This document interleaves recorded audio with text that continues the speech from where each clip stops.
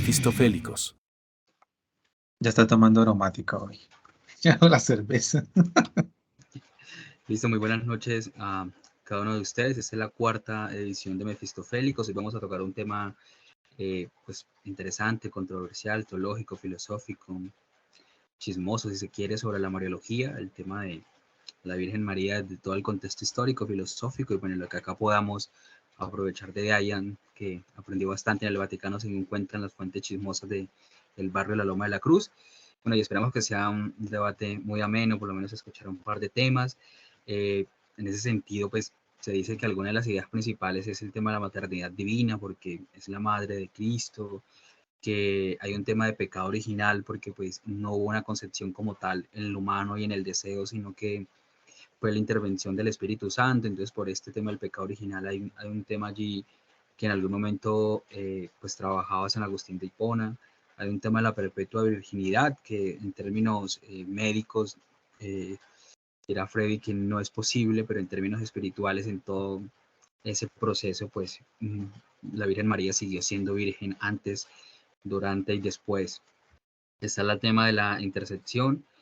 Y bueno, en la intercepción San Agustín de Hipona decía algo muy interesante, que era que el tema de la oración enfocada a la Virgen María era mucho más poderosa porque era una intercepción directa con ese canal de Dios.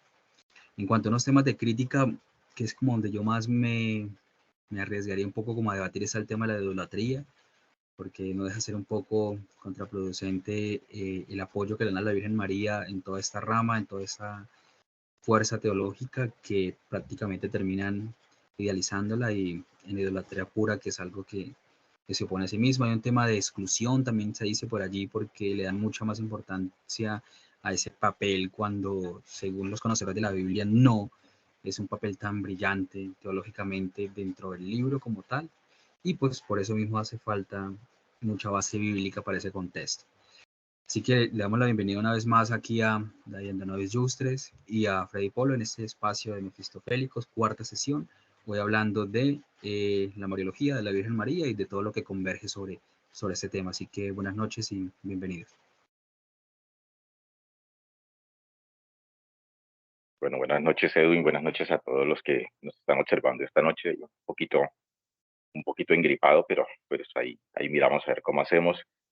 Y pues sí, lo que comenta Edwin, este es un tema bastante controversial, bastante espinoso, bastante venenoso, porque es un tema muy delicado que muchas personas poco toleran que se toque o se ponga en tela de juicio. Pero pues, démosle la bienvenida a Dayan, que es aquí el pollo del arroz con pollo en estos temas para que nos vaya dando una pequeña introducción sobre todo este mundo de la marianología, que así se le llama. Hola a todos, hola Freddy, hola Edwin y hola a todos los que están siguiendo la reproducción de estos episodios. En esta noche vamos a debatir sobre un tema que hoy por hoy, a pesar de la cantidad de años que han pasado, sigue siendo muy atractivo, sobre todo porque hoy en día existen estructuras sociales muy bien conformadas alrededor del mundo, pues guiadas o arropadas bajo el manto de los dogmas marianos. Y estas estructuras sociales, estos grupos muy bien estructurados, ejercen, a pesar de las bajas que, llamemos las bajas que ha tenido la Iglesia Católica a nivel mundial y en Colombia, a pesar de eso, estos grupos marianos tienen un impacto en la sociedad hoy por hoy. Pero es bueno debatirlo porque es interesante de pronto enterarse qué trasfondo hay, qué historia hay detrás de esta jovencita, porque en realidad María, si nos vamos a fuentes históricas, vamos a hablar es de una jovencita, no vamos a hablar ni siquiera de una mujer como tal. Las fuentes históricas apuntan a que María era muy joven. Más adelante arrojaremos algunas edades tentativas sobre María y pues vamos a dar un aporte interesante desde el punto de vista histórico. Este tema da para hablar desde el punto de vista filosófico, desde el punto de vista morfofisiológico, hablando de del cuerpo de una mujer y hasta cómo funciona, que contrasta indudablemente contra los dogmas de esta chica que se convirtió en la mamá de este predicador, Yeshua, de Jesús. Entonces, esa es la breve introducción que puedo hacer. De pronto, no sé, Edwin, de pronto cómo pueda direccionar de pronto este tema.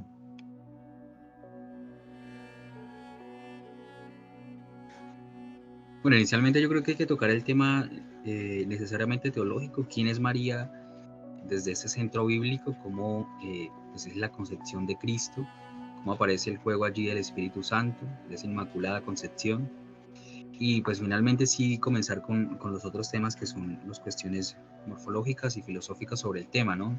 Que dan cabida a ese proceso.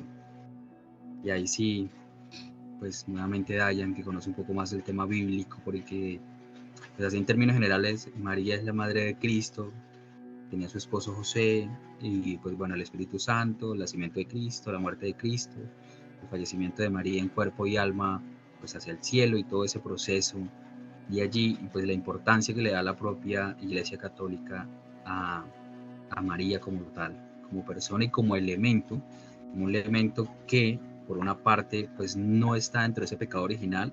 Si mal no estoy, el pecado original no es otro que esa fruta prohibida que viene desde el Edén, de Adán y Eva, toda esta transmigración de los valores en un sentido un poco filosófico y del deseo.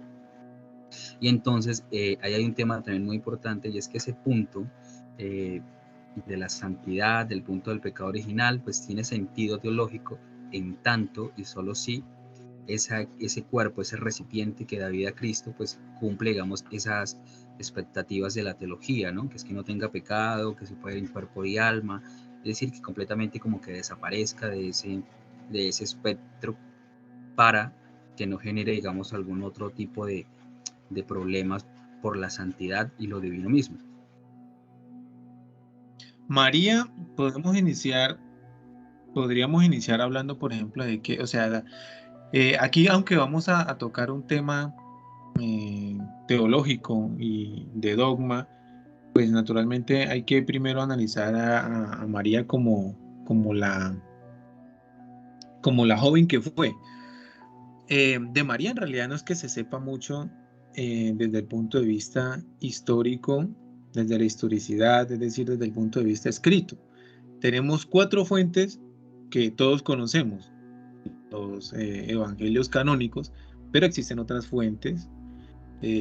Algunas se encuentran consignadas en algunos textos denominados evangelios apócrifos. Aún así, las 2 fuentes, tanto las canónicas para el catolicismo como las apócrifas, evangelios apócrifos, concuerdan en un dato muy interesante, que fue uno de los primeros que me sorprendió cuando, después de salir del mundo juvenil del catolicismo, donde uno se aprendía las preguntas del catecismo así, cada 8 días 15 preguntas, fue una de las cosas más curiosas, y es que uno pensaría que María en realidad era una mujer quizás de más de 20 años, incluso más de 25 años, pero resulta que todas las fuentes históricas apuntan a que María era una jovencita. En efecto, en italiano existe una palabra en los textos bíblicos para denominar digamos, a ese estadio en que se encontraba María. La palabra es fanciulla, y fanciulla quiere decir esa joven o ese joven que está en el periodo de la pubertad. Es decir, que María, todo apunta históricamente a que estamos hablando de que María tenía entre 12 y 16, máximo 17 años cuando contrajo nupcias con José. Esa incluso es una de las razones por las cuales María era virgen. En efecto, si ustedes analizan la historia, nos podemos dar cuenta que aquellas jóvenes desde la Grecia antigua que tomaban para llevarlos a los templos eran jovencitas vírgenes precisamente porque estaban en esa edad y allí se quedaban. O sea, seleccionaban las más hermosas, los famosos oráculos, de esa edad de 12 años en adelante, y conservaban pues esa virginidad. Entonces no es de extrañarnos de que María en ese momento, desde ese punto de vista, hasta ese momento era virgen porque era jovencita, pero ya después al contrario, la cosa cambia. Entonces estamos hablando de una joven que muy seguramente el contexto social de su familia, por conveniencia en ese momento, la hace contraer nupcias con una persona muchísimo mayor. Muy seguramente, con toda probabilidad, María no estaba enamorada de José. José seguramente tendría entre 45 y 55 años y estaba con una niña de entre 2 y 16 años. Y todo esto se llevó a conveniencia. Es más, hay una película moderna, digamos, de los últimos años, creo que es del 2006, The Nativity History se llama, que en cierta forma está exponiendo, aunque es muy, muy ligada al tema canónico, al tema de los evangelios, pero sí está exponiendo que en un principio María, a esa edad, pues se casa es porque sus padres como que la obligan en cierta manera.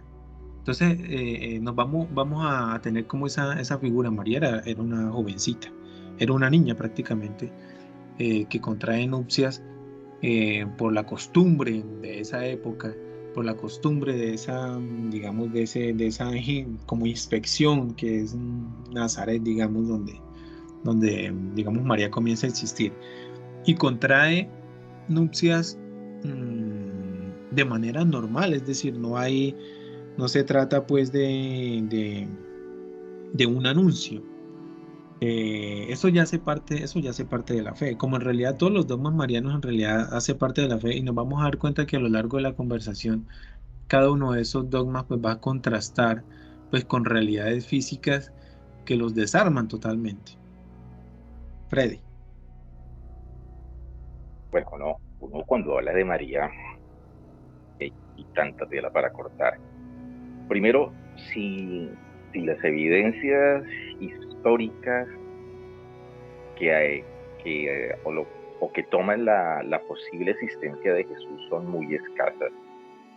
Sí, solamente hay como 4 o 5 anotaciones por ahí, obviamente fuera de los evangelios, donde se nombra un poco al Jesús histórico, y más que el Jesús histórico es al Cristo o al Mesías, no tanto al Jesús de Nazaret como tal. Si las referencias históricas para este personaje son escasas, mucho más escasas son las referencias históricas para María. Poco se sabe de Jesús, se puede decir que poco o casi nada se sabe de María, y todo lo que de ella se diga, pues deja muchos huecos, muchos vacíos que principalmente la Iglesia Católica ha sabido llenar muy, muy bien. María,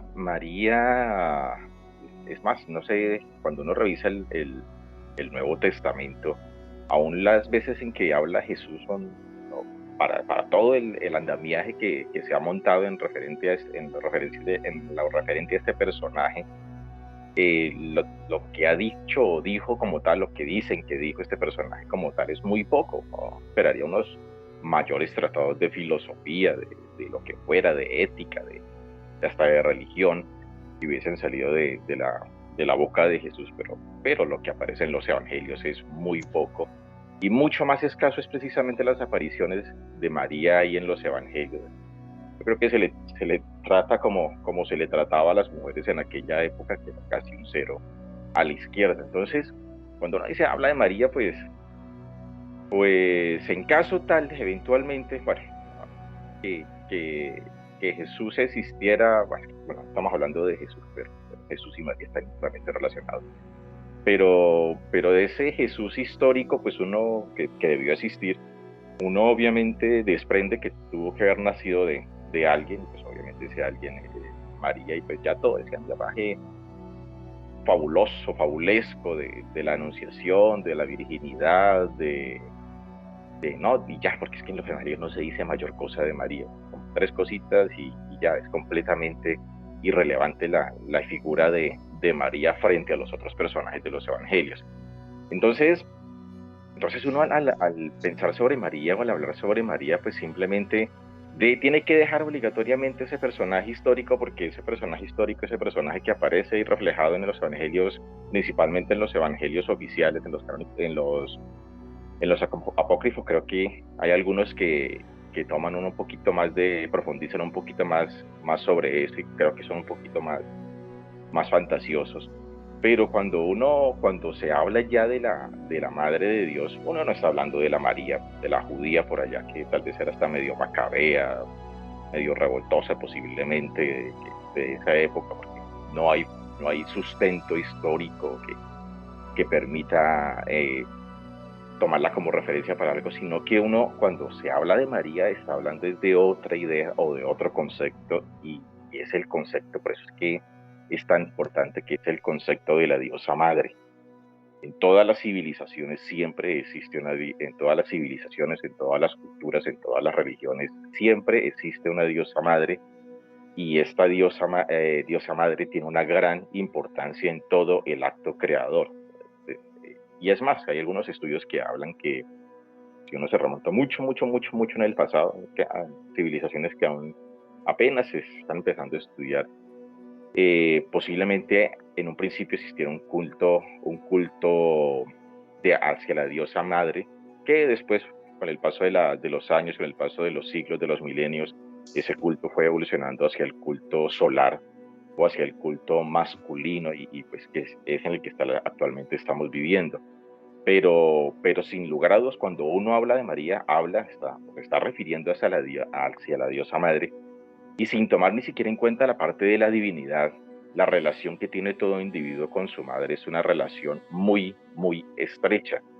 Usted pierde a su mamá y pierde gran parte de lo que es la vida como tal, como un individuo. Yo creo que dentro de los personajes más relevantes en la vida de cualquier individuo y dependiendo de cada sociedad está la figura de la madre. Entonces, la madre como tal se tiene que respetar, se tiene que amar, se tiene que velar por ella, casi está a la par con la relación que se tiene o con el cariño o el amor que se tiene que tener hacia la pareja o hacia los hijos. Creo que eso es como las bases en las que se fundamenta cualquier tipo de relación que va a fomentar lo que es el andamiaje de una sociedad.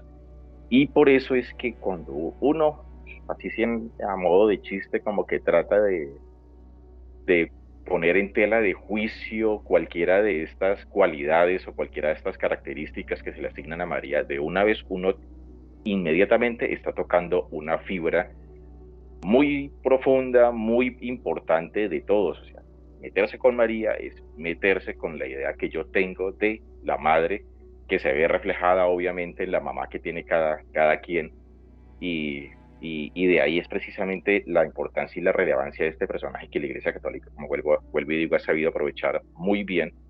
Es simplemente tocar el tema de María, es tocar la idea o el concepto de madre, de maternidad que existe en cada individuo, y tocar la idea o el concepto de María es meterse en el concepto o en el término de la diosa creadora, que viene siendo casi como la segunda parte de la dualidad creadora. Entonces, una cosa es la María bíblica, que es la mujer común y silvestre. Entonces me pongo a imaginar qué curioso sería, por ejemplo, que uno tuviese una máquina del tiempo y ir para allá a principios o en el año, o al año 1, al año 20, y poder teletransportar a Jesús y poder teletransportar a María, al Jesús histórico y a la María histórica, y ponerlos acá en el momento actual, y mostrarle el circo, porque es un circo, que armaron con esas personas. Pues obviamente ellos no simplemente son ideas locas, pero yo creo que la pobre María nunca se imaginarían que ser una mujer común y silvestre por allá del año primero pasó a ser una jugada maestra, pasó a ser la madre creadora y ser una de las representaciones de la madre creadora de la religión dominante en el planeta. Eso es completamente loco, ¿no? Eso es extremadamente curioso en ese sentido. Entonces, pues uno puede tomar el fenómeno de María desde su punto de vista histórico, desde su punto de vista social, y ya desde el dogma como tal, que siempre he dicho que la marianología es una de las cosas más extrañas, más perturbadoras hasta cierta forma, con las cuales juega principalmente el catolicismo. El catolicismo ha sabido manejar ese tema mariano muy bien. Mire, Freddy, que Mire que Freddy, el tema que usted toca, o sea, este tema es muy sensible. Este tema es muy sensible, sobre todo por la parte de la maternidad. Y al principio cuando yo decía que hoy por hoy, en el mundo, y pues obviamente Colombia, un país católico, entre comillas, eh, existen grupos que sus miembros, grupos marianos, ¿no? Que sus miembros llaman a María mamá. Es para que nos demos cuenta hasta qué punto ha llegado, digamos, el fenómeno mariano a través de todos estos siglos de tradición. Yo digo de tradición porque el experimento mental que propone Freddy con la máquina del tiempo será muy interesante porque muy seguramente ni María ni su hijo biológico y normalito Jesús se les pasó por la mente que después de su muerte se iba a crear toda esta institución y toda, mejor dicho, una religión como la conocemos hoy en día. Mire que el tema de María es muy parecido como el de Jesús, o sea, uno no puede hablar del uno sin referirse al otro y lo contrario porque están íntimamente ligados, estamos hablando de una mamá y de un hijo. Y el tema de María aparece, imagínate, 431 años aproximadamente después de la muerte tanto de Jesús como de María. Es decir, que lo que se conoce hoy en día en la parte dogmática, pues no es otra cosa que fruto de una concepción literaria, de unos concilios, por ejemplo, en el 431, el concilio de Éfeso, por allá se les ocurrió el tema de la maternidad divina de María y mucho más adelante hasta el concilio Vaticano II, entonces se comienzan a configurar los otros dogmas todavía pues más disparatados que existen, la virginidad antes, durante y después del parto, la concepción por una vía divina y no una vía biológica normal. Entonces todos esos dogmas son frutos solamente de quizás, y muy seguramente sea así, de la idea de monopolizar y monetizar, digamos, este tipo como de fenómenos. María muy seguramente, como refiere Freddy, también se le puede llamar un fenómeno del sincretismo. El tema de la maternidad está presente en las cosmovisiones de muchas culturas alrededor del mundo, casi que todas, la figura femenina está allí presente, en las culturas precolombinas, en las culturas helenísticas, siempre la figura femenina está presente, muy seguramente por su, digamos, característica biológica de concebir la vida y de después a través de un parto, digamos, traer a esta realidad un ser. Yo quisiera en Ahí, este momento, señor. no, es que ahí cuando uno va a hablar de María, tiene que hablar de la María, ¿no? Real, si se puede llamar así, que aparece en la Biblia, que qué es lo que nos dice que hay una muchacha. No, sí, uno siempre tiene la imagen de María según la iconografía, la parte artística, y es una mujer por ahí entre los 25 años, más o menos, o ya es casi una mujer por ahí entrada en los 50 o 60 años, cuando ya es en su parte de la, de la muerte de Jesús. Pero pues uno calcula que, como dice Dayan, y dadas las características culturales de esa época, posiblemente era una niña de 12, 11, 12, 13 años que efectivamente se casó o la casaron, dadas las características también culturales de aquel entonces, con un hombre de unos 40 años. Y eso es otro problema. Si poco se sabe de Jesús histórico, casi nada se sabe de la María histórica. El pobre José sí está más baneado que el pato de que no se sabe nada. O sea, es más, algunos que ya estuve mirando, escuchando, leyendo, no sé qué carajos, se le decían que José, perdón, no era carpintero como tal, sino que de esa gente que trabaja las piedras, o sea, era como constructores, pero más que todo por la parte de las piedras, y sí, era como un constructor, pero los que trabajan la piedra, un cantero, no sé, era una cosa así, pero no era de la clase más baja, pero en ese entonces la parte de carpintería por la zona donde vivían, no es que los árboles se prestaran mucho para eso, pero sí el trabajo en piedra, y si uno pone a revisar, pues hay más referencias en cuanto al tallado de piedra en la parte bíblica que sobre el trabajo de madera. Entonces posiblemente Jesús más que carpintero era tal vez como, yo no sé, albañil, cómo se le llamará eso, todo eso, pero obviamente si uno se quita todo ese mundo mágico que le vendió uno la iglesia sobre lo que era María, pues simplemente, ¿quién era? Pues simplemente era una sardina, una niña que se supondría que ocurría en aquellas épocas, pues fue desposada por un hombre mucho mayor a una edad muy temprana y pues obviamente tuvo su familia, su progenie, ese cuento tan perverso de la virginidad de antes, durante y después del parto del nacimiento de Jesús. Y bueno, uno se aguanta, uno hasta dice porque si Jesús es la representación de un dios solar, Jesús es un dios solar y es un dios funerario, y como tal, pues también era necesario darle cierto toque mitológico, darle cierto sentido también al nacimiento de este dios solar, y por eso pues a María le asignaron todas esas características. No es la única Virgen Madre de un dios, sino que hay un listado bastante extenso sobre las madres de los dioses principales. Está la parte del budismo, está la parte azteca, son generalmente tienen sus características ahí particulares, las madres de los dioses. Y obviamente si Jesús era el dios, o si Jesucristo, ¿no? Si Jesucristo pues es el dios principal de esta religión del cristianismo como tal, pues obviamente su madre también debería tener una particularidad. Pero es que la iglesia trata de mezclar manzanas con peras, y cuando trata le da estas características divinas a la Madre de Dios. Aparte de eso, la elevan a un plano muy parecido a la segunda parte de la divinidad, como si fuera la diosa creadora. Los católicos, los cristianos dicen que son monoteístas, pero eso es completamente falso. Son monoteístas de labios para afuera, pero por dentro no son tanto politeístas, sino monólatras. Saben que hay muchos dioses, pero adoran una pareja particular. Y el mismo concepto de la Trinidad rompe ya el concepto de sentido lógico de lo que es el monoteísmo.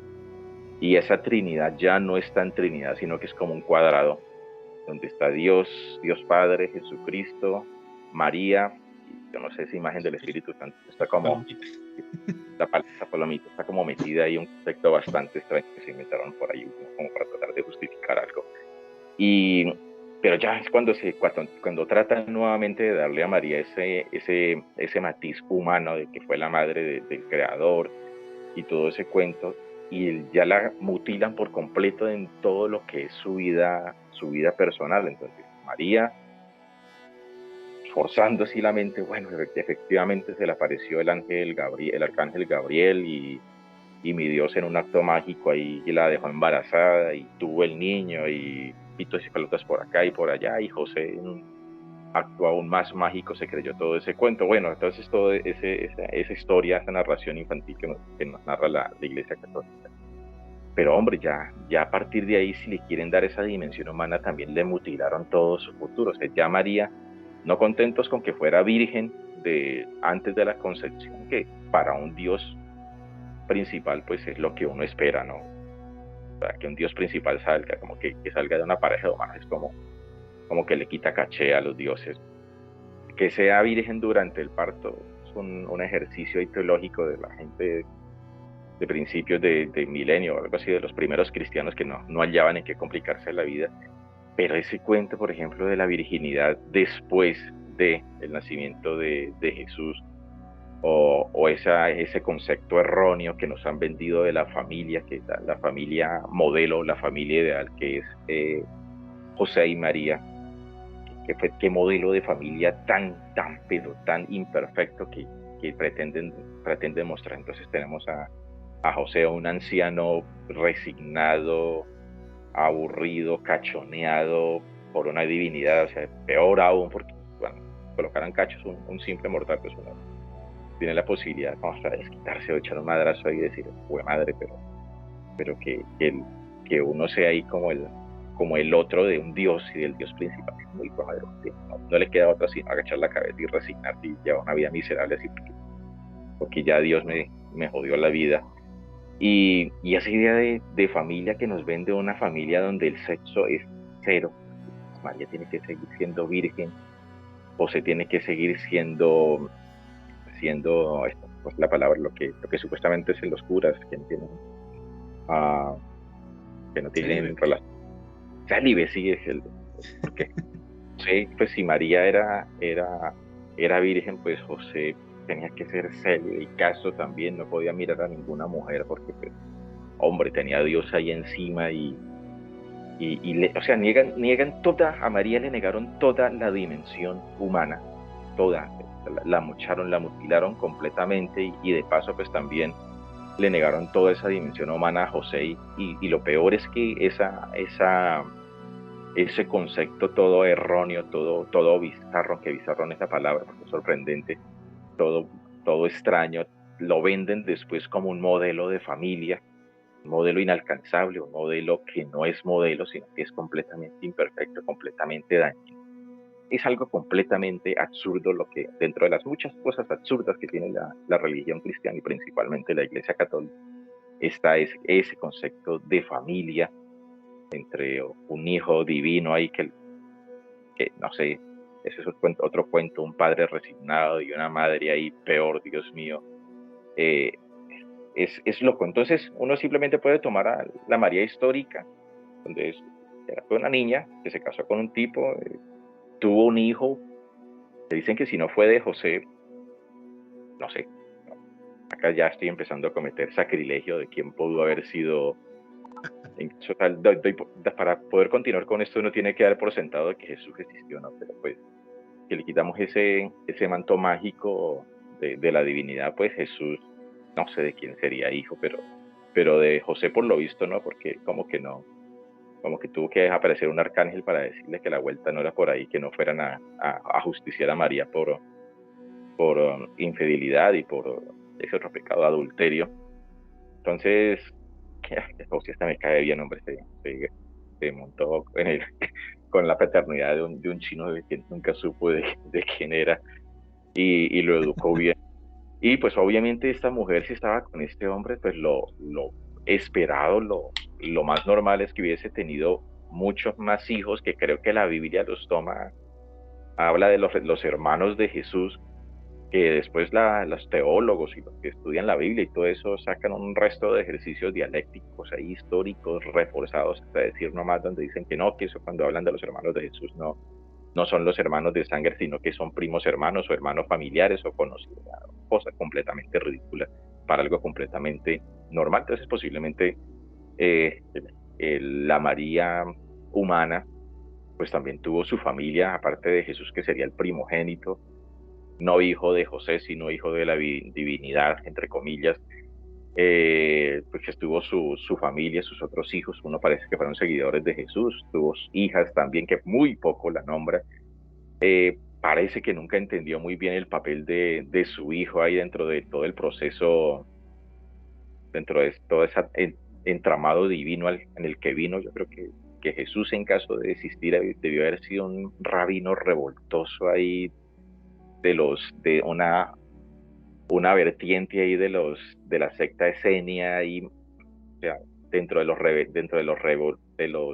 revolucionarios, ¿no? Digamos, dentro de los rebeldes del judaísmo, que serían los esenios, Jesús tal vez fue un rebelde dentro de los rebeldes y tal vez fue por eso mismo que lo crucificaron. Entonces María, yo creo que no, yo nunca no le veo mucho papel preponderante ella en la historia, difícilmente pudo haber entendido el fin o la causa que llevó a su hijo, pero pues como toda madre lo acompañó hasta el final, como según dicen los mismos relatos bíblicos. Y cuando murió Jesús, y pues se armó toda esa historia fabulosa de lo que era, de lo que vendría siendo finalmente el cristianismo, de gracias al concepto de Cristo, del Mesías. Pues tal vez se unió a la fiesta y hizo parte de los apóstoles para finalmente morir. No sé qué no conozco muchas referencias sobre la muerte de María o qué fue lo que hizo después ella. Obviamente está la versión oficial de la Iglesia Católica, que es una versión completamente ridícula. O sea, uno lee eso y termina de leer eso y uno dice es que lo crean como huevo también, que se va a comer todo ese cuento de la ascensión. Sí, todo el cuento chimbo que le vende a uno la Iglesia Católica, María debió haber muerto como toda mujer, y de pronto sí, sí adquirió cierta preponderancia social dada la relevancia social que tuvo su hijo, pero pues hasta ahí, ¿no? Ya de ahí en adelante, pues lo que hizo la iglesia fue cogerla y tomó esa imagen pseudo histórica y la elevó al concepto de la diosa creadora, y ya armó todo lo que sabemos de lo que es la María tal como la conocemos hoy, la Virgen María tal como la conocemos hoy. Mire que el tema es atrayente porque aún hoy por hoy, yo creo que nosotros tres alcanzamos a salir de ese periodo en el cual a uno, no, yo creo que Edwin también no es que sea tan jovencito, no, ya está, entró en ese periodo en cual en el catecismo uno se aprendía las preguntas de memoria y ahí estaba de que mejor dicho, uno creció con la idea de que María subió al cielo en cuerpo y alma, ¿cierto? Y no se toca, digamos, en esas preguntas del catecismo que nos hicieron aprender en esas épocas, no se toca la palabra muerte. Y yo aquí quisiera contarles algo que yo les contaba a ustedes fuera de grabación, el tema de lo que me pasó una vez. Yo, yo, sí, la palabra es, vagué mucho por Roma, por las calles de Roma, y en una de esas andanzas me metí por allá a una basílica, y uno bien curioso, en una basílica que se llama San Pablo fuera Lemura, hay una pintura, no sé qué, ni de quién, ni de qué año, ni qué estilo se empleó, pero es una pintura bastante grande. Claro, yo con esa concepción del catecismo de la infancia que le hacen uno aprender, yo llevaba esa idea muy metida acá, y más aún digamos, en el seminario donde estaba, pues que es netamente mariano, o sea, netamente mariano, y todavía mucho más fantasioso porque la inspiración de ese lugar es el Espíritu Santo. Entonces, todavía mucho más fantasioso. Yo me encuentro esa pintura a dos planos. En la parte de abajo, un sarcófago blanco, un color sí, como un marfil. Alrededor los apóstoles, y el sarcófago está adornado. Esto es como el código Da Vinci. Está adornado el sarcófago con unas rosas tirando a rosado, una tonalidad rosada de los pétalos. Y en el plano superior aparece María ya con características de Dios, resplandeciente en medio como de un coro de ángeles. Pues lo que representa es la muerte de María. En ese momento yo no había visto, yo no vi en como tal en realidad Mariología, lo estudié por cuenta mía después para deconstruir ese dogma, pero en ese momento que encuentre que en realidad María murió como cualquier ser humano y como nos espera a cada uno de nosotros, la muerte. El tema de María es peligrosísimo, lo considero por una razón, porque el tema mariano hoy por hoy, a pesar de todos los avances que existen a nivel mundial, el tema mariano es una herramienta utilizada por una religión para limitar el pensamiento crítico de los niños y de los jóvenes. Hoy por hoy, el porcentaje de niños que van a recibir uno de los sacramentos, pasa por un proceso en el cual le quitan esa característica de pensamiento crítico que nosotros tenemos. Simplemente con decirle que María no murió, sino que la subieron al cielo, que María tuvo un bebé por obra y gracia de un espíritu, ¿sí?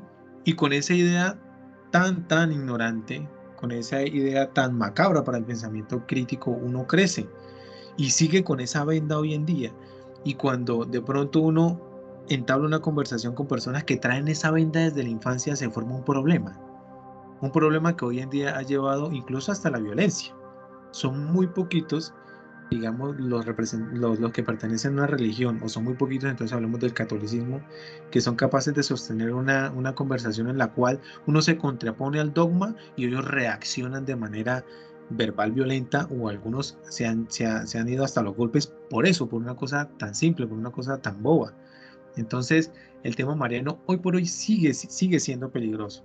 O sea, nuestros niños, bueno, los niños que van a recibir el catecismo, lo que están recibiendo es información vacía, lo que están haciendo es quitarle la capacidad crítica de analizar, de contrastar fuentes, y así se van criando. Y esa es la sociedad que hoy en día, que hoy en día tenemos. Una sociedad que crea ojo cerrado en un dogma, que no es capaz de buscar otras fuentes, de contrastar fuentes, de producir, digamos, opiniones y sustentarlas, y, y terminan haciendo daño. Y Hay terminan haciendo daño. algo muy curioso con lo que usted dice de lo del pensamiento crítico en lo referente al concepto de María, es que puede ser lo contrario. Mire que le han inventado tanta cosa a este personaje que cuando uno le dan ese catecismo, pues todos nacimos católicos y recibimos nos educaron en esta fe católica. Una de las grandes interrogantes cuando yo estaba niño era cómo nació Jesús. Nos habían dicho que Jesús no se imaginaba. La Navidad es muy chévere, los regalos, las novenas, todo eso es lo más de bacano, todavía me gusta. Pero cuando aparecía cuando uno de chino, ¿no? Se preguntaba, bueno, ¿y cómo nació Jesús? En aquel entonces, pues, cuando la educación sexual, digamos, y reproductiva en mis épocas es muy diferente a ahora. Yo me vine enterando de cómo era el maní del asunto más o menos en quinto de primaria. Antes no tenía ni idea ni me interesaba tampoco. Pero antes de eso, que tiene todo el concepto de lo que es la reproducción sexual, el embarazo, ¿no? Yo siempre me interesaba que los niños, por obra y gracia del Espíritu Santo, cuando una mamá se embarazada era porque por algún motivo, pues simplemente empezó a salir un muchachito ya en la barriga. Y pues el papel del padre o del papá simplemente era como el proveedor de la casa, pero toda esa parte sexual y reproductiva, eso no estaba todavía en mi cabeza. Y yo me ponía a pensar, cuando nació Jesús, pues yo pensaba, pues los niños nacen, cuando un niño nace, pues va al hospital para que haya el médico, por algún acto mágico, ¿no? Le saque el niño de la barriga. Y siempre la solución más precisa para cómo nacer un niño era una cesárea. Yo siempre pensé que cuando las mamás embarazaditas iban al puesto de salud, justamente el médico les había un roto en la barriga y sacaba el chico corriendo. Y yo me preguntaba, bueno, ¿y Jesús cómo nació? Si en ese entonces no había médicos, no había nacido un pesebre al lado de un burro y un buey, una vaca. Y decía, ¿por dónde diablos salió Jesús? Fue cuando le di utilidad. La vagina nunca, la vulva nunca se me presentó como un sitio probable de nacimiento de ningún ser humano. Sino yo le di más sentido al ombligo, ese hueco que está ahí sin causa aparente, pues por ahí tuvo que haber salido eso. Y después que uno aprendía ese cuento de la reproducción y lo confrontaba con el dogma de la virginidad, yo no creía en eso. Yo, madre, entonces si María fue virgen antes, durante y después, ¿cómo diablos ahora sí nació Jesús? Porque obviamente por allá abajo no salió, pero si no había médicos, si no había nada, ¿por dónde diablos? Ese era un gran misterio científico en aquellas épocas, y que si uno lo confronta, pues yo no sé qué ejercicios, oiga, usted allá que estuvo por allá en el seminario, ¿qué excusa? No, yo no sé si ustedes se hacen las mismas preguntas pendejas que uno se hace cuando tiene nada que hacer. ¿Cómo diablos nació Jesús si María fue virgen antes, durante y después? Obviamente hay una cosa que se llama himen complaciente, que no es usual, pero pues una mujer puede parir eventualmente una persona y el himen permanecer íntegro dadas las características de elasticidad de los himenes en particular. Pero pues estamos hablando acá de los himen de la Virgen María, que cosa tan brutal. Pero ustedes allá en los seminarios, porque la Iglesia Católica, uno de los personajes principales es precisamente María. Yo creo que el católico más que cristiano es mariano. En orden de relevancia, primero está la Virgen María, después está Jesús, después están los santos y por último está el Padre. Eso, para mí siempre es la estadificación de las creencias de los católicos.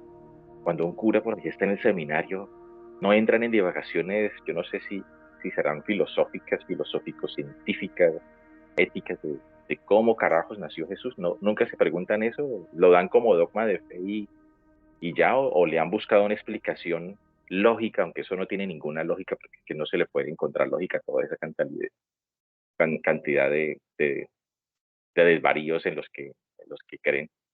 Pero sí, sí hacen las preguntas, ¿cómo pudo haber nacido Jesús si María fue virgen antes, durante y después? O eso lo pasan por alto como muchas otras cosas. Uno llega ya con tal vez la mayoría llega ya como llegué yo con el velo en los ojos, ese velo que fue puesto precisamente en el catecismo de la infancia. Ese velo que en realidad no es otra cosa que la fe. Y en Mariología, que son los cursos que se dictan ya en teología después de la filosofía, uno de los autores que toca el tema y que se aproxima más al tema de la sexualidad es Santo Tomás de Aquino. Ese habla del dogma de la virginidad de María, pero pues siempre desde el punto de vista de la fe. Habla incluso, pues, creo que las traducciones son buenas, habla del tema del himen, de que se conserva, pero pues no da mayores detalles. Es decir, que hablar del tema de la virginidad dentro de la formación de un Está, sacerdote y solamente se limita a la fe. qué, Entonces no, qué falta de curiosidad en el clero tan brutal. sí, es decir, allá no hay mayor profundidad. Es más, yo pienso que dentro de los cursos que deberían dar dentro de un seminario fuera de la filosofía y la teología, pues deberían de incluir un buen curso de salud sexual y reproductiva, que serviría mucho.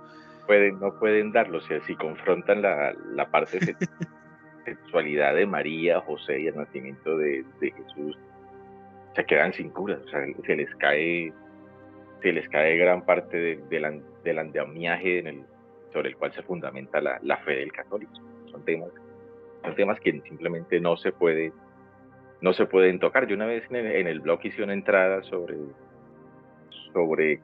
sobre si Jesús era hombre o era mujer, tomando como base las características reproductivas, y presenté mucho en detalle sobre cómo pudo haber sido tanto la fecundación como principalmente la fecundación y el parto y el embarazo de María. El parto lo dejé por alto, también hice lo que los curas, ya lo pasé por alto porque ese era otro tema que no iba a colación. Pero pues obviamente es que la iglesia es chistosa porque se inventa unos cuentos tan extraños que son creíbles para determinada época, pero cuando ya pasa el tiempo, esos cuentos no pueden sostenerse con el paso del tiempo y, y tratar de justificar eso simplemente tiene una excusa, que es la excusa de la fe.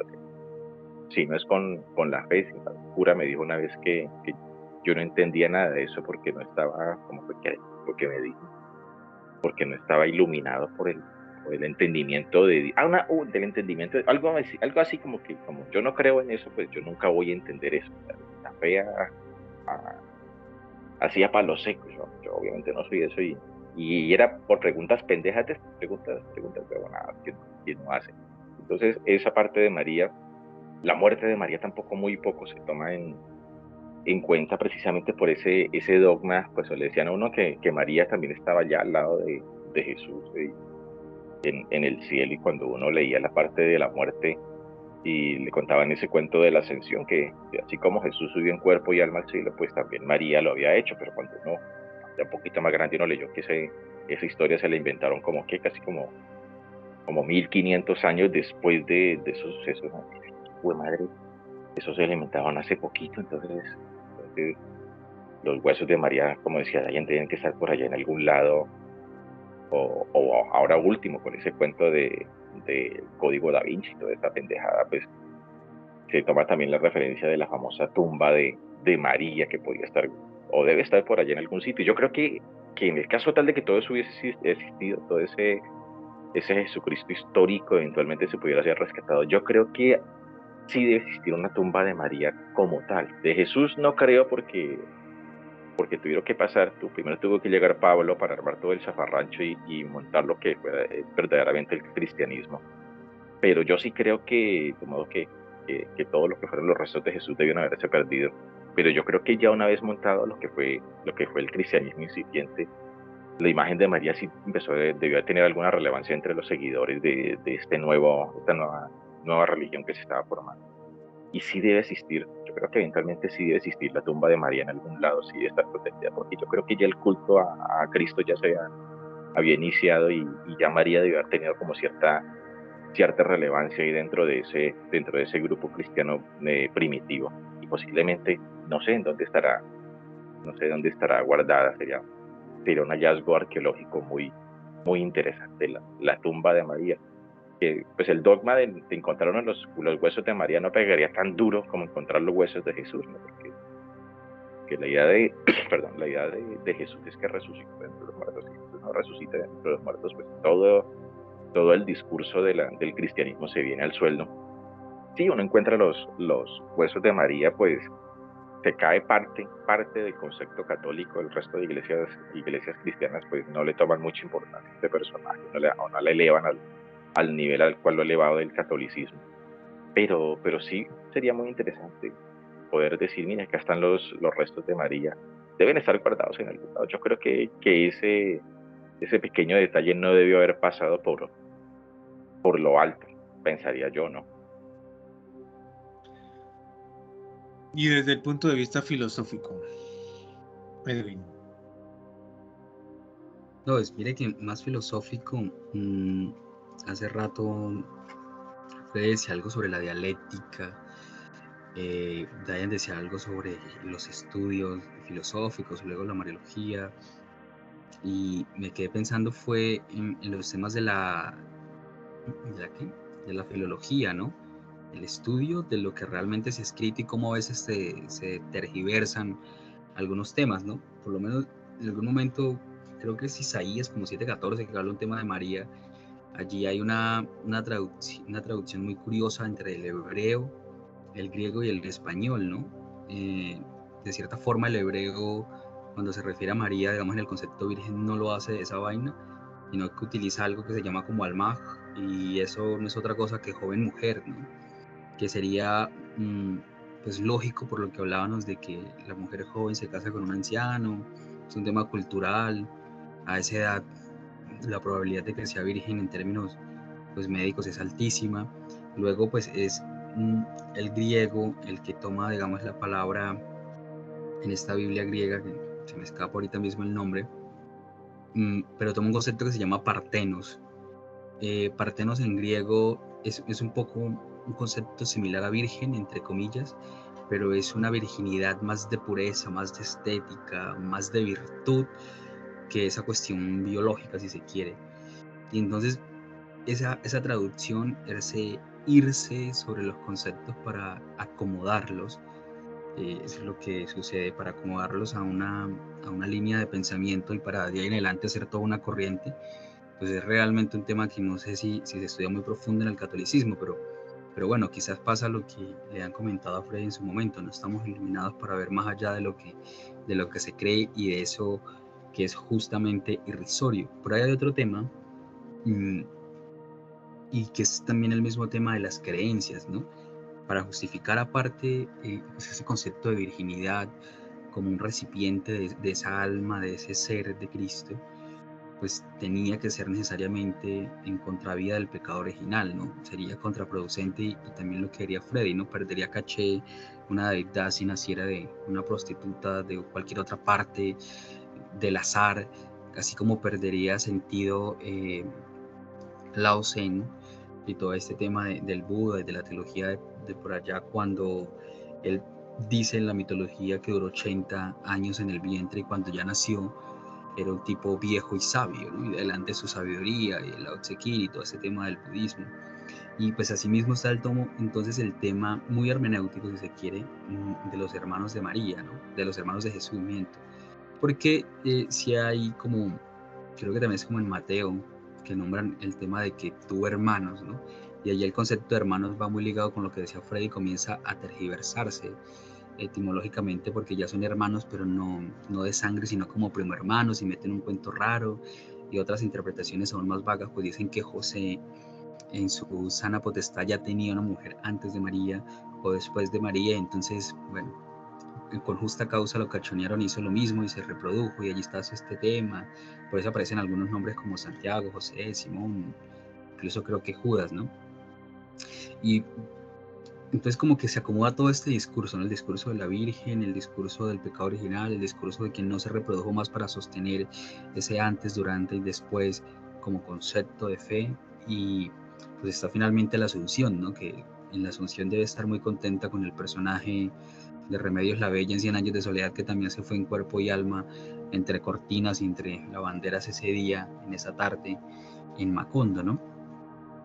Filosóficamente, pues mi corriente es un poco más nihilista, ¿no? Más nietzscheana, y desde allí hay una transvaloración de los valores muy clara, ¿no? Nietzsche en términos generales cuestiona toda esa moral occidente y cristiana porque reprime y conduce la vida pues a cierta melancolía, a cierta tristeza, en tanto no lo deja vivir ni explorar, sino que la limita. Y la cuestión de la marianología tiene mucho que ver también con el tema metafísico, ¿no? Como el cuerpo pasa a ser únicamente un ente, ni siquiera un ser, sino un ente, pues es un gran problema. Pero sin embargo, como personaje, María no deja de ser interesante en cuanto pasa y viola esas leyes físicas, esas leyes de la vida como tal, y pues nada, más allá de todo, sigue siendo un elemento para explicar, para darle sentido a la fe. Sentido en tanto la fe muchas veces se sostiene en aquello que no se puede explicar racionalmente, y no es que no se pueda explicar racionalmente a través de los procesos y de los métodos filosóficos, sino que se queda exclusivamente en esa denominación un poco infantil, si se quiere decir que para creerlo únicamente hay que tener fe, ¿no?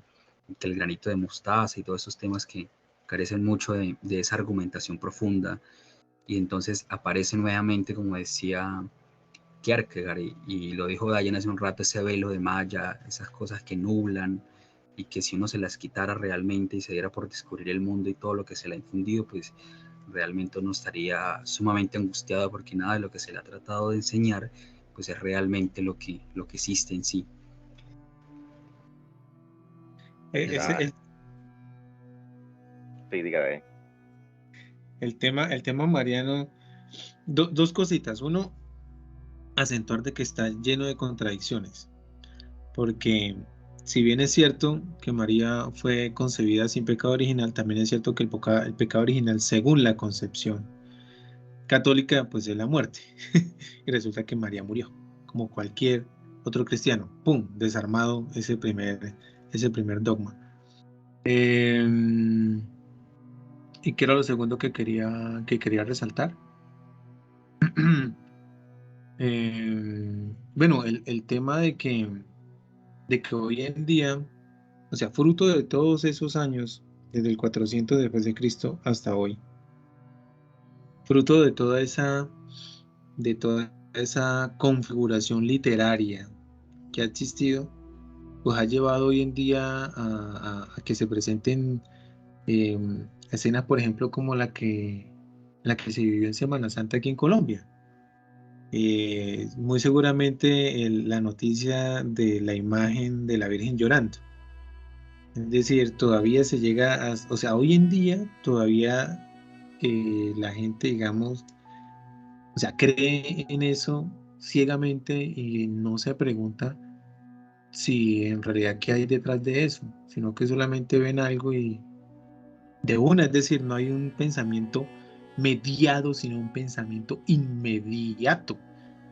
Sí, es decir, para mí, yo creo que como conclusión sería que, como lo dije hace un momento, el tema mariano es bastante peligroso, y sobre todo para una sociedad eh, que no pone en práctica, digamos, la parte crítica ante un fenómeno o ante algo que ve. yo hasta ahora me entero que el pecado original es la muerte. Pensé que era la cuestión de la manzana y toda esa vuelta, pero es cosa nueva. Sí, en efecto, pecado Terrible. original es la condena a la muerte. Pero, o sea, es que uno la toma como la fruta prohibida, como el sexo, pero el pecado original, esa raíz de esa conducta, de esa falta, de eso estipulado en el Edén, pues que están condenados a morir. Y Oye, entonces esa es la cuestión. hay muchas cosas curiosas. Pones la María Bibilicha, que es irrelevante. O sea, muy poco se nombra de ella, tiene una idea uno muy villana, muy difusa, muy poco claro de la mujer, la mamá, sí, oculta. Otra es la imagen que le vende una iglesia católica como tal, que es que se trata de colocar de modelo para la mujer, un modelo tan extraño, pero es una mujer en cierto grado sumisa. Siempre que piensa en María, piensa en la mujer sumisa, la mujer que sufre en silencio, la señora, como si fuera la abuelita de uno que está rezando todo el tiempo ahí, rogando para que a uno le vaya bien y no le pasa nada, no le pase nada malo. De ahí la relación tan íntima que hay entre María y las madres de familia o la mamá o la abuela, lo que sea, porque esa es la idea que ha vendido la Iglesia Católica. Precisamente, María es casi la abuelita que está acongojada todo el tiempo porque uno la está embarrando o está cometiendo alguna falta o alguna cosa de eso. Esa es más o menos la figura así muy folclóricamente de lo que es María, y por eso uno o se le tiene tanta semejanza o tanta similitud con lo que es la mamá o con lo que es la abuela de uno, y por eso es tan querida y es tan respetada y es tan delicado hablar cualquier cosa de ella, porque decir cualquier cosa de María o contra María es decir directamente, es decir algo sobre la madre o la mamá de la persona a la cual se está dirigiendo. O sea, hay una relación estrecha. Se habla mal de María y váyase haciendo la idea de que está hablando mal de la mamá de la persona de la cual uno le está hablando. Esa es la idea que supo estructurar muy sabiamente y muy astutamente la Iglesia Católica. Y hay otras imágenes, hay otras figuras de María en la literatura. Cuando uno tiene épocas donde uno le gusta leer mucha basura, y pues yo tuve mi época de JJ Benítez, he leído esa vaina. Ah, pero pues uno tiene sus momentos de decadencia literaria. Y hay un libro muy gracioso sobre lo que es María, y son los astronautas de Yahvé. Pues los que han leído JJ Benítez más o menos ya saben el estilo o la idea que él maneja siempre. Una relación ahí toda extraña entre Jesucristo y los extraterrestres y los viajes del tiempo y todo ese cuento de muy particular, muy bien plagiador ha sido este señor. Pero ahí dentro de los astronautas de Yahvé, que es un libro pre, pre-caballo de Troya, o sea, es antes de Caballo de Troya y toda su historia, plagio de otro libro que es el libro de Durante. Pero cuando uno lee los astronautas de Yahvé, que es previo a todo esto, yo no sé de qué Evangelio toma como referencia, pero ahí es muy gracioso porque él habla de que en ese entonces los extraterrestres pues ellos estaban como preparando a María para que fuera la madre de Jesús, y Jesús pues era el Dios, era un Dios extraterrestre también, pero era un Dios. eh, Benítez relaciona mucho la parte de extraterrestre con divinidad. Entonces los extraterrestres que eran los ángeles, entonces ellos desde niña, desde bebecita ya, ellos venían preparando a María, y era muy gracioso como narra él que en algunas ocasiones la llevaban a sus naves, bases, no sé qué carajo era, y hablaba de la niña María jugando entre los extraterrestres ahí, mientras que explicaba los misterios de la naturaleza y todo eso. Una idea bastante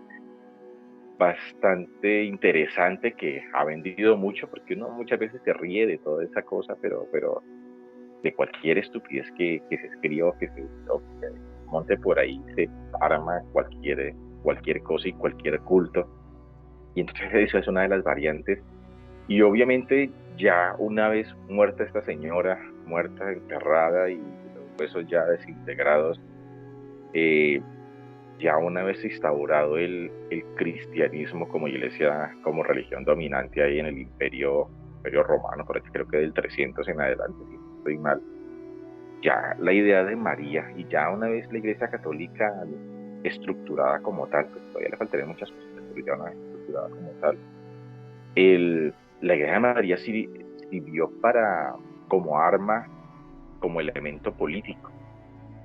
Entonces, hay algo Dentro de la marianología, pues mariología, como lo quieran llamar, pues hay muchos caminos.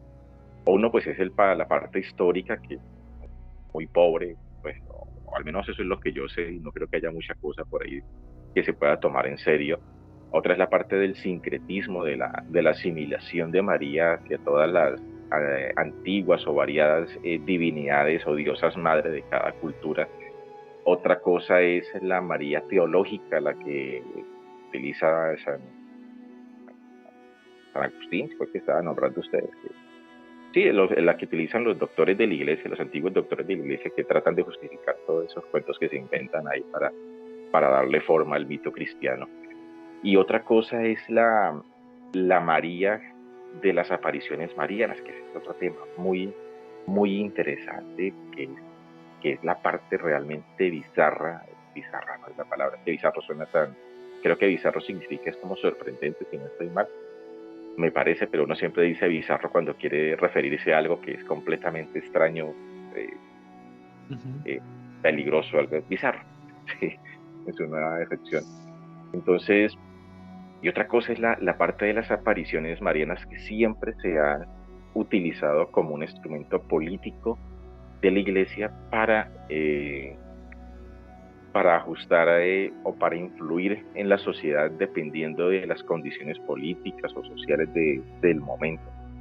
Una aparición mariana, o las que son reconocidas como tal, no se considera o no es oficial o no es real porque sí, porque efectivamente la evidencia apareció, sino que hay detrás un trasfondo principalmente político y en ocasiones económico, pero casi siempre es un trasfondo político el que mueve el que se considere oficial o no una aparición mariana.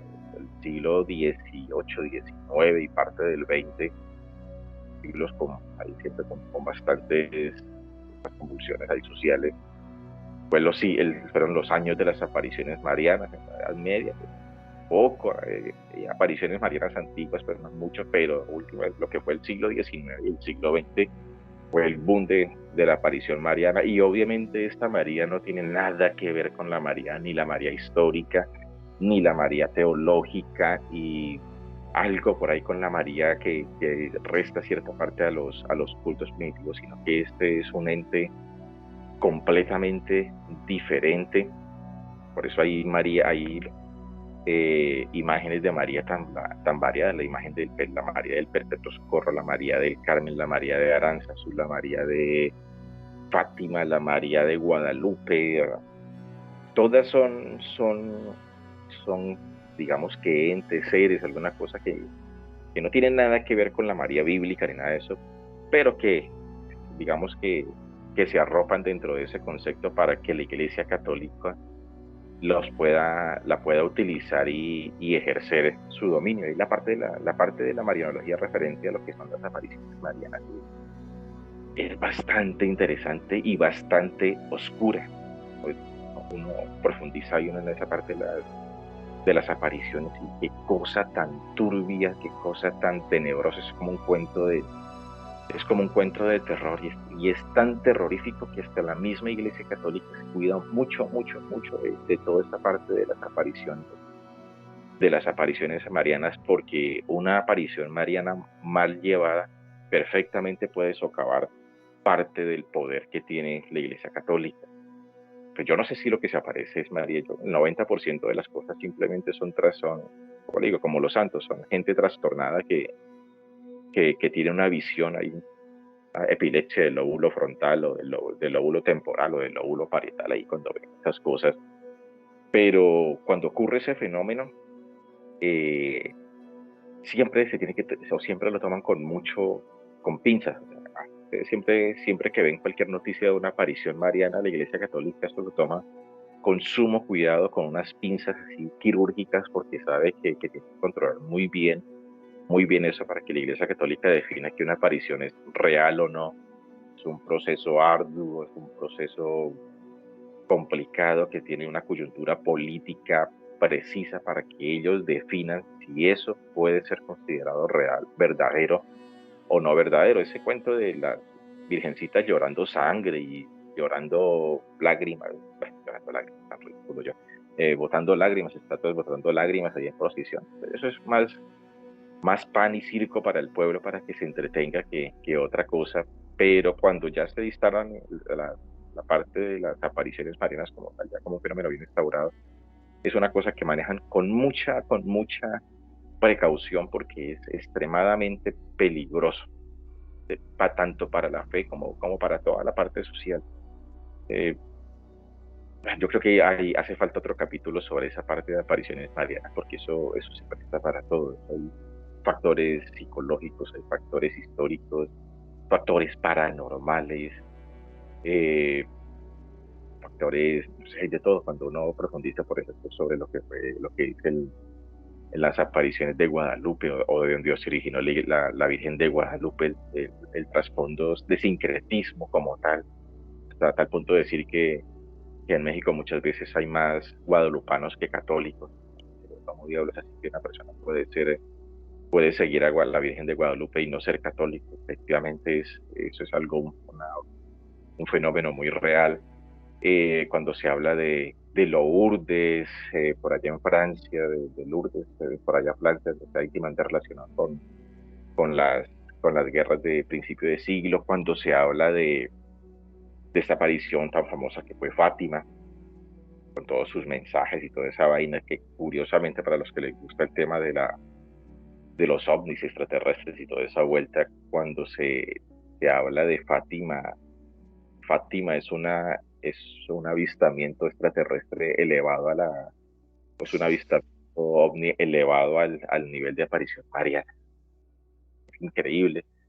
Cuando se habla, por ejemplo, de estas nuevas apariciones, creo que hay una virgen en Ucrania, si no estoy mal, de Mahur, recuerdo una que está muy de moda ahora, de Magur, la virgen de Magur, se me olvida el nombre, es de Ucrania, que hay planes completos vacacionales o de peregrinación, los venden los paquetes para ir a visitar esa parte donde la Iglesia Católica aún no ha podido meter las manos, pero que tampoco deja, o sea, ni raja ni presta el hacha, no le ha permitido meter las manos ahí, pero todavía no lo ha conseguido ilegal. Y hay otros fenómenos marianos como los ocurridos como en España, como lo que es la Virgen de Carabandal, la Virgen de unos que hicieron una catedral y un cisma ahí en la Iglesia Católica, que fue la Virgen se me olvidó, y que los seguidores hasta armaron su propio papado y todo eso. No recuerdo el nombre, precisamente. Es una secta extremadamente peligrosa también. Acá en Colombia ¿Son también. los caballeros de la Virgen, no son? ¿Algo así? No, eso ocurrió como en la década de los 70, que hubo un boom también de apariciones marianas. No, se me olvidó el nombre de la Virgen, pero tienen una catedral, tienen una iglesia, una catedral inmensa, tienen encerrado todo eso. Una aparición mariana toda bizarra. Ellos tuvieron su propio papa, se abrieron de la iglesia católica. Hasta el momento se maneja como una secta muy peligrosa.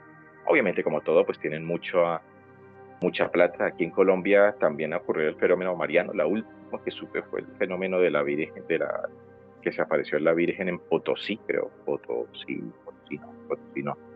En el Cauca, en Piedecuesta. Ay, yo no me acuerdo cómo es que se llama esa aparición, siempre se me olvidan las cosas, pero fue una parte del fenómeno mariano que apareció ahí en la parte del Cauca, que me acuerdo que mis tíos abuelos fueron a hacer peregrinación allá y cuando regresó mi tía abuela me dijo, no, yo sabes que me sentí pues, como que lo querían era como robar porque le vendían uno de todo y ella le vendieron una piedrita toda extraña, decían que esa hacía parte de la roca sobre la cual se había aparecido la Virgen a la niña se me olvidó esta roca, nombre. Y esa roca la tengo en la casa que no es, curiosamente esta roca es la vértebra de un dinosaurio. Es una vértebra de dinosaurio que tengo en la casa. No fue tan mala la venta como hizo esta abuela. ¡Fue madre! Sí, es un fenómeno el fenómeno mariano es muy gracioso y muy peligroso. Si ustedes quieren averiguar de algo turbio en la Iglesia Católica, empieza a estudiar lo que es la parte de las apariciones marianas. Qué cosa tan turbia, qué cosa tan torcida, qué cosa tan enredada y qué cosa tan importante en lo que es el concepto o lo que mueve la fe de gran parte de los colombianos. Por eso nosotros tenemos nuestra Virgen nacional, la Virgen de Chiquinquirá. Gran parte de los festivos que tenemos son en honor a la Virgen, procesiones a la Virgen, todo está enfocado a la Virgen, porque es un personaje increíblemente relevante en la sociedad actual, increíblemente relevante en la política y en la dinámica social del colombiano, e increíblemente relevante en la vida de muchas personas. Piensa ahí que la Virgen es la mamá de Jesús y eso en todo arreglado, y no. Muchas, miles de personas basan su vida, fundamentan su vida según lo que tienen el concepto o lo que se supone que es y dice esta señora. Cosas turbias, como le digo, cosas turbias que queramos tocar algún día, apariciones marianas. Eso es como leer cuentos de Lovecraft, es brutal, se queda uno corto ahí, es un tema muy interesante. Un comentario final con respecto a las apariciones de María. Hay cientos de apariciones alrededor del mundo, unas documentadas y otras no documentadas, y están las más famosas, las que más conocemos. Freddy las nombró: en Portugal, en Cova de Iría, Fátima; en Medjugorje, Francia; y en México la Virgen de Guadalupe. Medjugorje es la que le decía que está de moda ahora, que vaina también tan turbia. Medjugorje en efecto, me iba a centrar era en ese, porque después de el de Fátima, pues que ya es por allá hace bastante tiempo, y el de México con el tema de Guadalupe, Medjugorje hoy en día debemos saber que es uno de los santuarios marianos más visitados. Tal vez hoy por hoy es el más visitado por el mundo católico, y donde más se pueden ver casi que a diario fenómenos de trastornos mentales, porque en realidad ya le llaman milagro a que se bañan en esa fuente y que pasa algo, pero en realidad pues es un mar de trastornos mentales, es como una especie de caos colectivo, de trastorno colectivo lo que se vive en Francia. Y hoy por hoy es uno de los santuarios más visitados por la población católica, y sobre todo por eso se ha vuelto famoso, digamos que en los últimos 15, 10 años, precisamente porque allá se observan muchas cosas que tienen explicación, pero que para quien vaya pues no es otra cosa que digamos una intervención divina. Y en últimas quisiera, digamos, concluir mi intervención con el tema de que María se convirtió en los últimos 50, 60 años para la Iglesia Católica en una oportunidad de negocio muy efectiva, en un proyecto de negocio muy efectivo. Cada santuario o cada, digamos, aparición que el Vaticano estudia y documenta, lo hace con esas pinzas que habla Fede, con esas pinzas de cirugía, muy minuciosamente, porque saben que allí se va a construir un santuario, se les llama, donde aparece la iglesia, se llama santuario, y que representa una oportunidad de ingresos muy interesante, y para la muestra un botón. Y eso que lo que se le atribuye al nacimiento de la congregación mariana del Divino Amor, que ya se tocó en un capítulo pasado, se convirtió precisamente en una oportunidad de negocio que genera tanto dinero a tal punto de construir santuarios con costos elevadísimos y de ponerle un órgano supremamente valioso. Entonces el tema mariano hoy por hoy, no creo que desde mi punto de vista es una oportunidad de negocio que le representa ingresos bastante significativos a una institución milenaria como la Iglesia Católica. Virgen de Piéndamo se llama la del Cauca. Ya la uso. ¿De Piendamó? ¿Lo que es? ¿Piendamó Cauca?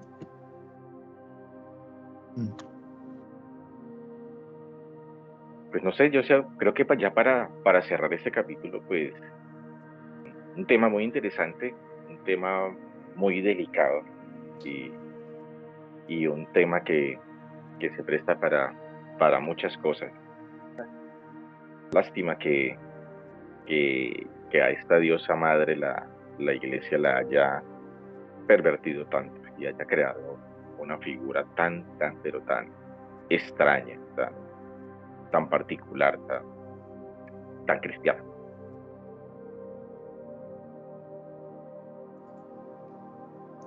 Sí, totalmente. Es una figura que se puede trabajar desde las diferentes áreas del conocimiento, ¿no?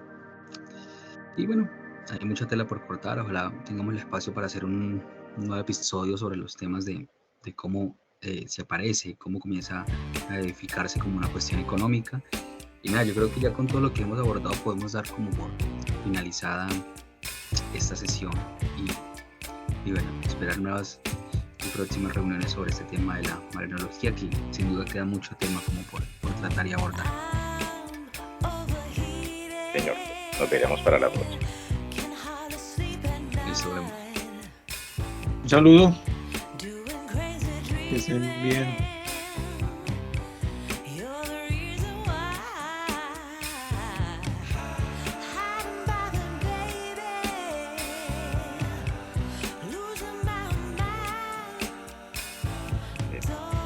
Acá el presidente de la grabación se dispone. No, es que no, aquí yo también tengo problemas de conexión por acá. En Gasmor está lloviendo. Oye, pero ya esto fuera de grabación. Ese otro tema, es que primero para hablar de apariciones marianas uno tiene que hablar de lo que es María y lo que representa y toda esa vaina que digo. Pero cuando uno piensa hablar sobre marianología, como tal y sobre apariciones marianas, qué vaina tan rara. Eso es tema. No, es que eso se mezcla, mezclan asesinatos, eso se mezcla política, eso se mezcla mitología, guerras, eso le mezclan todo. Lo decía yo, la parte de Fátima, cuando se habla de Fátima, de las apariciones marianas, toda esa vaina, el milagro del sol, cuando se revuelcan las primeras imágenes, los primeros documentos ahí de lo que era lo que fue la aparición mariana o lo que era la Virgen de Fátima como tal. La primera imagen que botan los chinos, los patrocitos que vieron a María, es la típica imagen que dan los contactados de seres extraterrestres. Tal cual. Eso. Sí, o sea, se cree que el fenómeno del sol y toda esa vuelta o sea, el milagro del sol pues no tiene sentido, esa es la cosa esa es la más ridícula que hay, pero posiblemente el fenómeno del sol era un ovni como tal, y posiblemente la aparición de María y en lo que se le apareció a estos colectivos huevones era precisamente eso, era que yo estuve leyendo un libro sobre un tipo que habla de ovnis, extraterrestres y todo eso. Es el tipo que aparece ahí en esta película Encuentros cercanos del tercer tipo de Spielberg. Hay un man que hace el cameo ahí de que el tipo es el científico que guía eso, y es una autorreferencia que hizo un tipo francés que es un astrónomo y todo eso, un astrónomo y informático, una cosa así, ayuda a un resto de cosas en la NASA, sino que el tipo se inclinó al final, le gustaba esa huevona y ha escrito un resto de estudios por ahí muy muy profundo, una visión muy crítica y en toda esa parte de qué, en toda esa parte de la tipología y de avistamientos, siempre hay mejor dicho, cuando alguien dice que vio un extraterrestre, siempre hay unas características particulares que tiene esos personajes, y eso viene desde épocas, mejor dicho, no son extraterrestres, son otra cosa, pero como los describen ellos, que son un poquito cabezones, grandes, pequeños, vestido luminoso, que tienen como un escafandro, que una luz en el pecho. Esa es la descripción que nos de lo que era la Virgen de Fátima.